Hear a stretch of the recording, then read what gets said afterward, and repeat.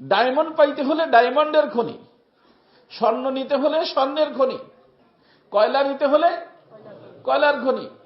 হ্যাঁ ভাই, তুমি যদি তোমার কলবের ভিতর তাকওয়ার আগুন জ্বালাইতে চাও, তাকওয়া নিতে চাও, কোথায় যাবা?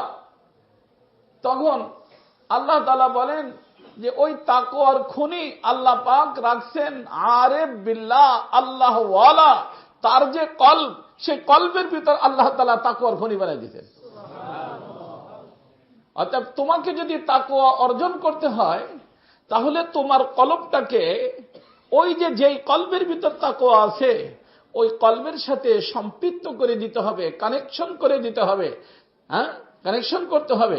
যখন তাকওয়াওয়ালা কলবের সাথে তোমার কলবের সংযোগ হয়ে যাবে, আল্লাহর মেহেরবানিতে ওই তাকওয়ার থেকে তোমার কলবের ভিতরে তাকওয়ার আগুন জ্বলে উঠবে। আল্লাহ। এই জন্য আমাদের আকাবিরিন্দা বলেন, করিব জ্বলতে হুয়ে আপনি দিল কো আপনা দিল কর দো, করিব জ্বলতে হুয়ে দিলকে আপনা দিল কর দো। যে কলবের ভিতরে আল্লাহর ইশক ও মহব্বতের আগুন ধাও ধাও করে জ্বলতেছে, তুমি যদি চাও যে তোমার কলবের ভিতরে আল্লাহর ইশক ও মহব্বতের আগুন জ্বলে উঠো, তাহলে তোমার কলবটাকে নিয়ে ওই কলবের ভিতরে চলে যাও।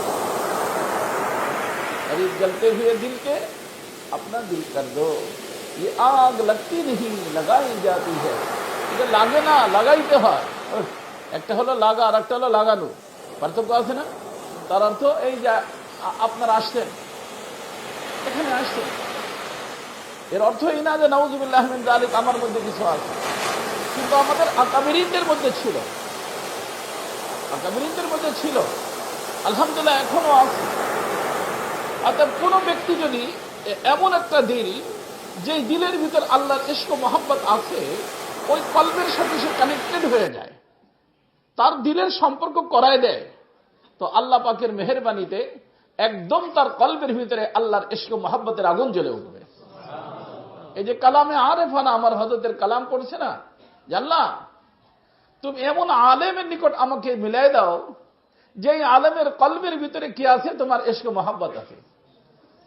যেই কলবের, যেই আলেমের কলবের ভিতরে ইশক ও মহব্বত আছে, দেখবেন কোরআনে কারীমের ভিতরে আল্লাহ বলছেন আর রহমান, আর রহমান আল্লাহি খবীরা, আর রহমান আল্লাহি খবীরা। আমার বান্দারা, রহমানের সাথে সম্পর্ক করতে চাও, রহমানের পরিচয় পেতে চাও, তাহলে তোমাকে কি করতে হবে? রহমান সম্পর্কে অভিজ্ঞতা সম্পূর্ণ, রহমানকে যেই আলেমে চিনে এমন আলেমের সাথে তুমি সম্পর্ক করবে। এই জন্য আমাদের শাহ মোহাম্মদ আহমদ সাহেব পারতাগড়ি রহমতুল্লাহ আলাইহি বলতেন, যারে ভাই যদি তুমি মওলার দরবারে যেতে চাও, আও মেরে সাথ আপকো হাম লে চলতে হে, আসো আমার নিকটে, আমি তোমার সাথে নিয়ে মওলার দরবার পর্যন্ত পৌঁছে দেব।